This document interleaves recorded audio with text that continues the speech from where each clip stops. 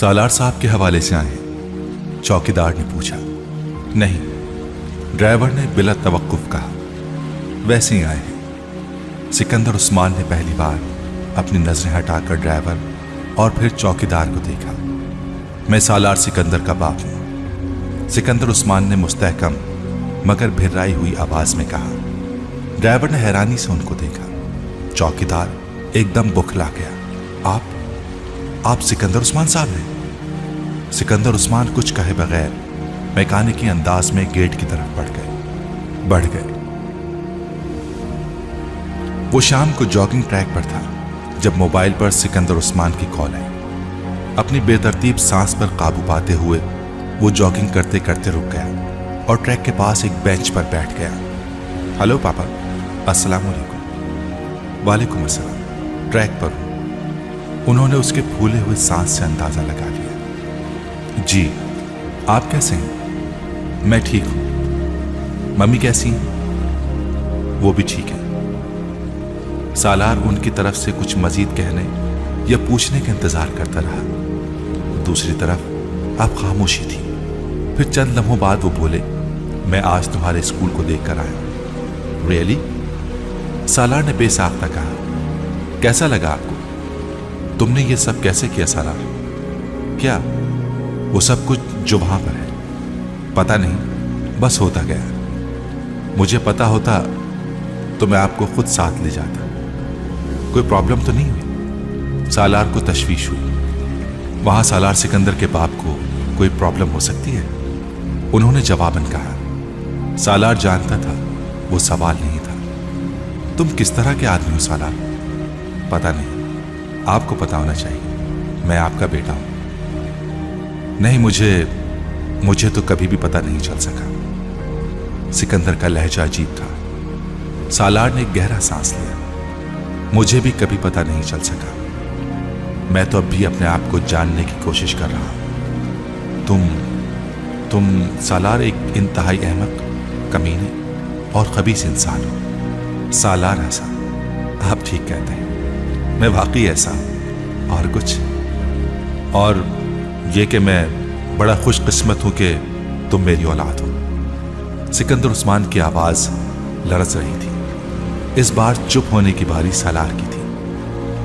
मुझे उस स्कूल के हर माह के अखराजात के बारे में बता देना। मेरी फर्म हर माह इस रकम का चेक तुम्हें भिजवा दिया करेगी। इससे पहले कि सालार कुछ कहता, फोन बंद हो चुका था। सालार ने पार्क में फैली तारीकी में हाथ में पकड़े मोबाइल की रोशन स्क्रीन को देखा।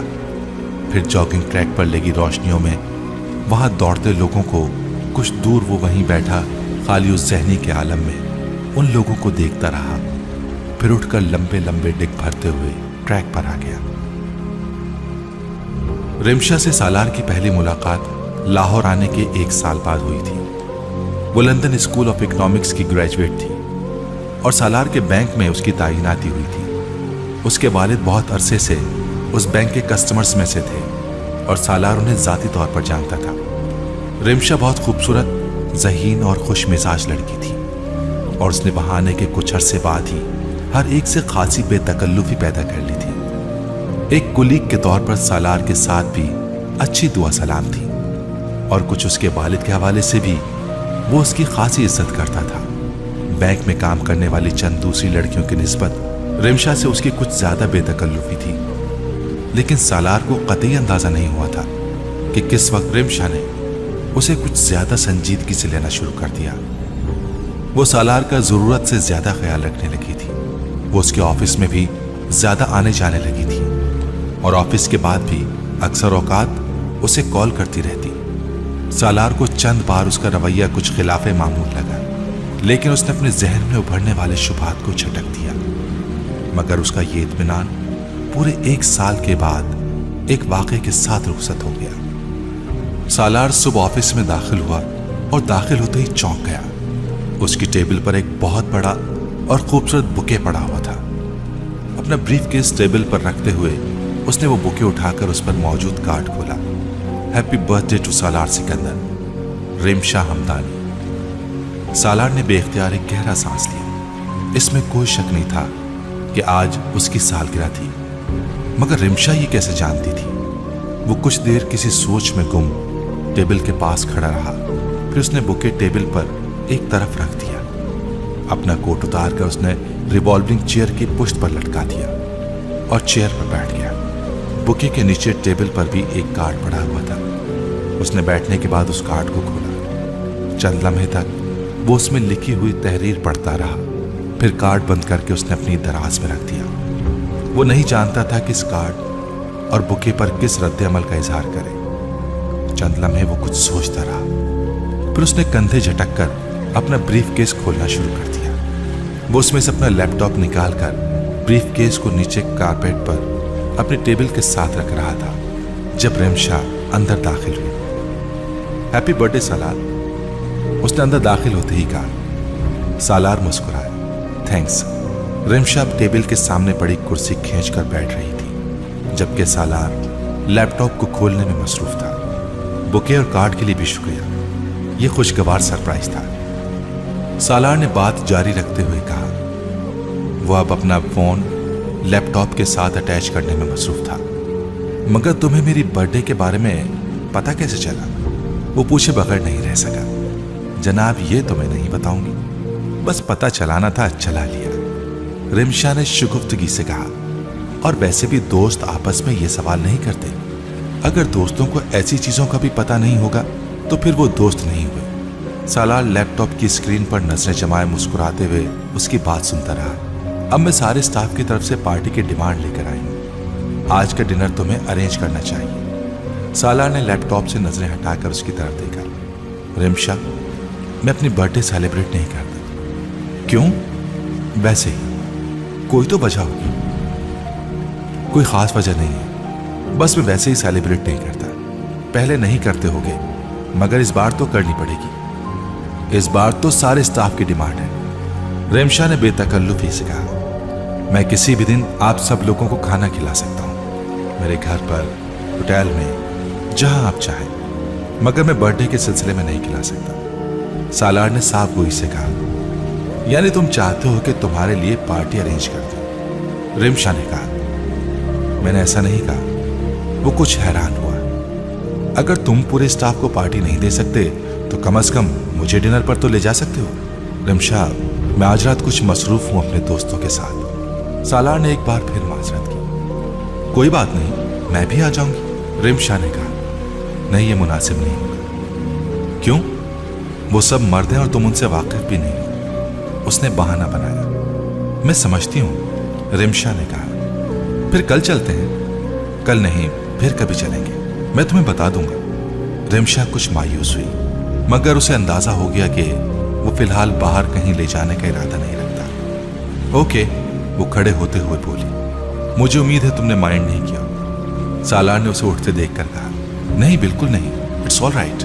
वो मुस्कुराती हुई कमरे से बाहर निकल गई। सालार अपने काम में मसरूफ हो गया। उसका ख्याल था कि सालगिरह का वो मामला वहीं खत्म हो गया। ये उसकी गलतफहमी थी। लंच आवर के दौरान उसके लिए एक सरप्राइज पार्टी तैयार थी।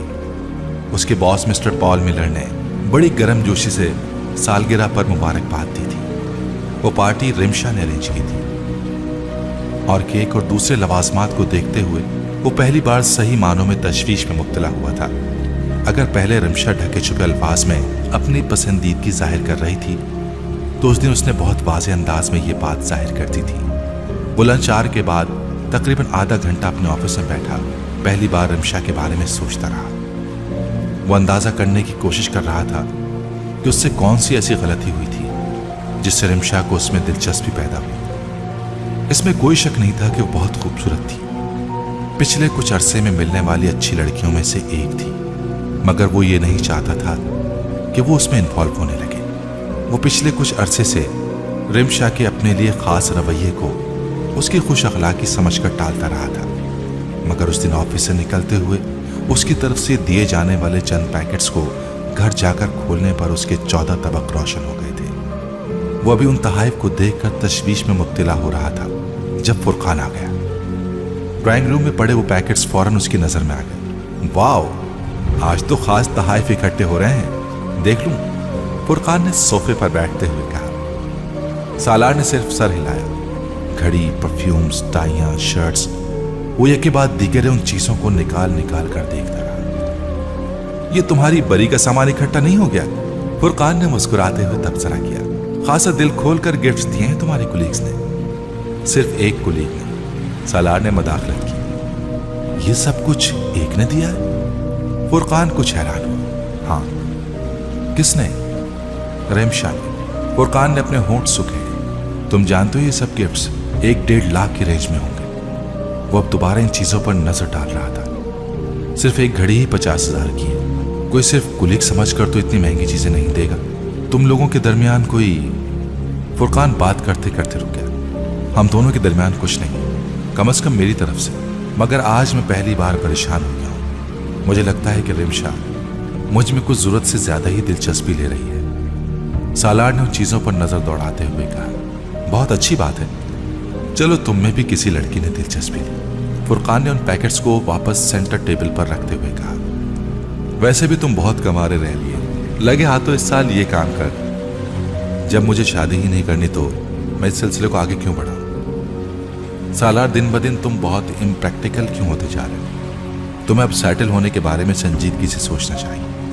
हर लड़की से कब तक इस तरह भागते फिरोगे? तुम्हें अपनी फैमिली शुरू कर लेनी चाहिए। रिमशा अच्छी लड़की है, मैं उसकी फैमिली को जानता हूं। कुछ मॉडर्न जरूर है मगर अच्छी लड़की है। और फिर अगर रिमशा नहीं तो फिर तुम किसी और के साथ शादी कर लो। मैं इस सिलसिले में तुम्हारी मदद कर सकता हूं। तुम अपने पेरेंट्स की मदद ले सकते हो, मगर अब तुम्हें इस मामले के बारे में संजीदगी से सोचना चाहिए। तुम्हें इन तमाम बातों के बारे में गौर करना चाहिए और कम से कम दूसरे की बात पर कुछ कह जरूर देना चाहिए। फुरकान ने आखिरी जुमले पर जोर देते हुए कहा। उसका इशारा उसकी खामोशी की तरफ था। उससे दूसरे को यह तसल्ली हो जाती है कि किसी मजमे के सामने तकरीर नहीं कर रहा। फुरकान ने कहा, तुम कभी अपनी शादी के बारे में नहीं सोचते हो? कौन अपनी शादी के बारे में नहीं सोचता? सालार ने मध्यम आवाज में कहा। मैं भी सोचता हूं, मगर मैं इस तरह नहीं सोचता जिस तरह तुम सोचते हो। चाय पियोगे? आखिरी जुमले के बजाय तुम्हें यह कहना चाहिए था कि बकवास बंद करो। फुरकान ने नाराजगी से कहा। सालार ने मुस्कुराकर कंधे उचका दिए। अब वो चीजें समेट रहा था। रिमशा ने हैरानी से अपने सामने पड़े उन पैकेट्स को देखा। लेकिन सालार, ये सब चीजें तुम्हारा बर्थडे गिफ्ट है। सालार अगली सुबह एक टाई छोड़कर तमाम चीजें वापस उठा लाया था और अब वो रिमशा के ऑफिस में था। मैं किसी से इतना महंगा तोहफा नहीं लिया करता, एक टाई काफी है। सालार, मैं अपने फ्रेंड्स को इतने ही महंगे गिफ्ट देती हूं। रिमशा ने वजाहत की कोशिश की। यकीनन तुम देती होगी मगर मैं नहीं लेता। अगर तुमने ज्यादा इसरार किया तो मैं वो टाई लाकर भी तुम्हें वापस दे दूंगा, सालार ने कहा और उसके जवाब का इंतजार किए बगैर कमरे से निकल आया। रिमशा फीके चेहरे के साथ उसे कमरे से निकलता देखती रही।